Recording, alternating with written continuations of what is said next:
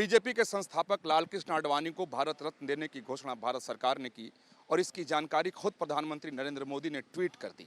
तस्वीरों के जरिए पहले लालकृष्ण आडवाणी के सरकारी निवास को आपको दिखाते हैं कि 30 पृथ्वीराज रोड। लंबे समय से लालकृष्ण आडवाणी यहीं रहते हैं। जब वो सांसद थे तब यहीं रहे, जब वो देश के गृह मंत्री बने तब भी यहीं रहे, डिप्टी प्राइम मिनिस्टर बने तब भी यहीं रहे और आज तक लालकृष्ण आडवाणी इसी 30 पृथ्वीराज रोड यानी लुटियन जोन में जो बंगला है यहीं पर रहते हैं।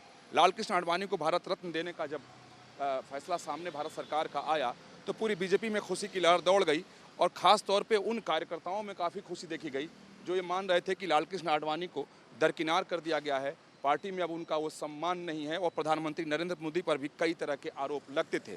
तो इस घोषणा के साथ ही उन सभी आरोपों से एक ही बार में पर्दा हट गया है।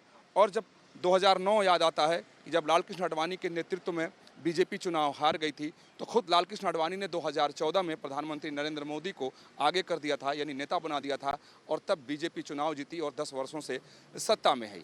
जनसंघ से लेकर के और बीजेपी की स्थापना करने तक लालकृष्ण आडवाणी के बारे में कह सकते हैं कि उन्होंने पूरा अपना जीवन इस पार्टी के लिए खपा दिया। कभी लोकसभा में 2 सीटें थीं और एक ऐसा वक्त भी आया कि जब लालकृष्ण आडवाणी गृह मंत्री बने थे तब अटल बिहारी वाजपेयी इस देश के प्रधानमंत्री थे।